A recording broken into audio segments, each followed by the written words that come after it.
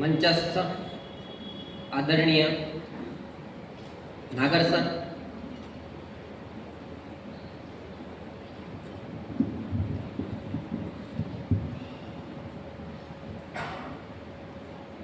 ભક્ત કવિ નરસિંહ મહેતા યુનિવર્સિટીમાં દરેક આચાર્ય જ્યારે માર્ગદર્શનની એક અપેક્ષા રાખે છે અને ખાસ કરીને અમારી college government arts college Ranavav જ્યાંથી શરૂ થઈ ત્યારથી અમારા પૂર્વવર્તી આચાર્યો ડૉક્ટર કેપી બાપુ સર હોય કે ડૉક્ટર કે બુદ્ધભટ્ટી સર હોય, દરેકને જેમણે સમયે સમયે માર્ગદર્શન પૂરું પાડ્યું છે એવા આદરણીય નાગર સર, એમનો જે ઉત્સાહ છે એકદમ યુવાનને પણ લજવે એવો એકદમ ઉત્સાહથી સતત 3 કલાક એમણે જે આ મંચ સંભાળ્યું છે, મંચ સંભાળ્યું નહીં પણ મંચ પર જે આધિપત્ય જમાવી લીધું છે અને જે ઉત્સાહ પૂરો પાડ્યો છે એ સતત ને સતત અમારા માટે એ માર્ગદર્શન રૂપ છે એવા નાગર સર.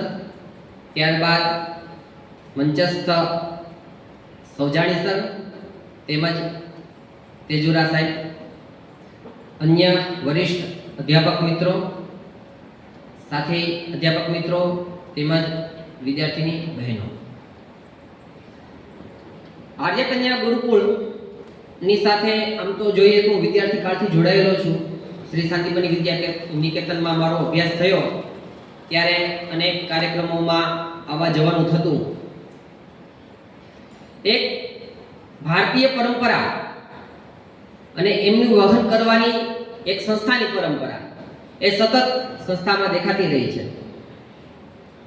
મહાત્મા ગાંધીજીના જન્મ જયંતિ નિમિત્તે યોજાયેલી આ ક્વિઝ સ્પર્ધામાં દરેક ક્ષણે દરેક પ્રશ્નમાં મહાત્મા ગાંધી અને દેશભક્તિ એ સતત પ્રાસંગિક રહી છે. મહાત્મા ગાંધીજીના વિષયમાં જેટલું બોલીએ એટલું ઓછું છે. સ્વાતંત્રતા સંગ્રામથી જ લઈને આજ દિવસ સુધી મહાત્મા ગાંધીજી એટલા જ પ્રાસંગિક રહ્યા છે. એક એવા વ્યક્તિ કે જેમણે પોતાના જીવનને પ્રયોગશાળા બનાવી નાખી. જીવનમાં કોઈ પણ ક્ષણ હોય, વ્યક્તિની અથવા રાષ્ટ્રની કોઈ પણ સમસ્યા હોય, એક અભિનવ પ્રયોગથી એ સમસ્યાનું સમાધાન તરફ લઈ જવાની જેમની એકદમ ઈચ્છા શક્તિ રહી અને કોઈ પણ પ્રયોગ કરવામાં જરા પણ અચકાયા નહીં. જે એમણે વિચાર આવ્યો એ સીધો એમણે પ્રયોગ પોતાના જીવનમાં મૂકી દીધો. એવા આપણા પરમ પૂજ્ય મહાત્મા ગાંધીજીની જન્મભૂમિ પર આપણે છીએ એ આપણા માટે ગૌરવની ક્ષણ છે.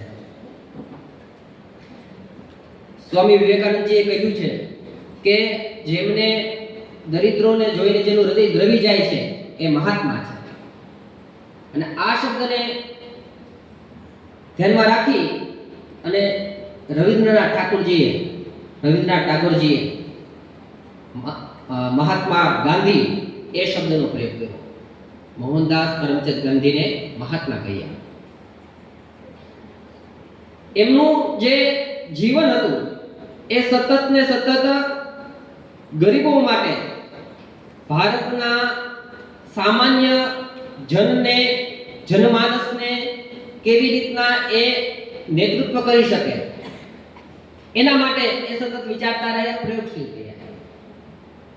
સ્વાતંત્ર્ય સંગ્રામ માટે ઘણા બધા આંદોલનો ચાલ્યા, ઘણી બધી પદ્ધતિઓ હતી, અલગ અલગ ગણ હતા, અનુશીલન સમિતિ હતી, ક્રાંતિકારી દળો હતા.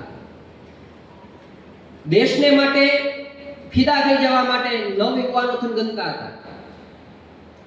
પરંતુ દેશનો દરેક નાગરિક આ સશસ્ત્ર ક્રાંતિમાં ઈચ્છવા છતાં પણ યોગદાન નહીં આપી શકે. તો વ્યાપક જનને આંદોલન સાથે જોડવા માટે શું શું કરી શકાય? તો સામાન્ય જે દરેક વ્યક્તિ કરી શકે, સ્વદેશી અપનાવો, રેતીઓ કાઢો, વિદેશી વસ્તુનો બહિષ્કાર કરો. આપણે એટલા માટે ગુલામ છીએ કે આપણી અંદર નબળાઈઓ છે. તો એમના જે 11 વ્રતો આપ્યા છે એ 11 વ્રતોનું પાલન કરીને પેલા આત્માને દૃઢ કરો. મનને મક્કમ બનાવો. વ્યક્તિના નિર્માણથી એમને ધીમે ધીમે આખા જનમાનસને આંદોલિત કરી અને એક રાષ્ટ્રીયના નિર્માણને, એક રાષ્ટ્રીય ચરિત્ર ઊભું કર્યું. એક વ્યક્તિ એમના જીવનમાં આટલું બધું કઈ રીતના કરી શકે કે આટલા મોટા જન સમુદાયને, દરેકનું શૈક્ષણિક સ્તર અલગ અલગ, દરેકની ભાષા અલગ અલગ, દરેકની પ્રાદેશિક સંસ્કૃતિ અલગ અલગ, અને છતાં બધાને એક જ આંદોલનમાં એકત્રિત કરવા આ કોઈ સામાન્ય વ્યક્તિનું કામ નથી. એટલા માટે જ આલ્બર્ટ આઇન્સ્ટાઈને કહ્યું કે ભવિષ્યમાં કદાચ કોઈ એવું કહે કે મહાત્મા ગાંધી નામે કોઈ હાડમાસનો માણસ થયો હતો તો લોકો વિશ્વાસ નહીં કરે. કારણ કે આપણી એક માન્યતા હોય છે જે કે સામાન્ય માણસ કરતા જે વિશેષ વ્યક્તિત્વ ધરાવતા હોય એને આપણે દેવ કે ભગવાનના સ્તર સુધી લઈ જઈએ છીએ. તો અવતારી પુરુષ ગણવા મળશે ત્યાં સુધી આલ્બર્ટ આઇન્સ્ટાઈને ની સંભાવનાઓ દર્શાવી હતી કે એક બાજુ જે આખા વિશ્વ પર રાજ કરનારું જે સામ્રાજ્ય છે, એમની કૂટનીતિઓ છે, એમની નિર્દયતા છે, કોઈ પણ ભોગે શાસન ટકાવી રાખવું, સામ દામ દંડ ભેદ, અંદરો અંદર વિખવાદ જગાવવા, ભાષા પ્રાંત ધર્મના નામે ઝઘડાઓ કરાવવા, દરેક પ્રકારના જે કિમિયાઓ છે અજમાવવામાં જે નિપુણ છે એવા અંગ્રેજોની સામે અહિંસાથી ઊભું થવું, કોઈની સામે એક શસ્ત્ર પણ ઉપાડ્યા વગર એમને હરાવી દેવા, નફરતને પ્રેમથી જીતવી, આ પ્રકારનું એક વ્યાપક જન્મા.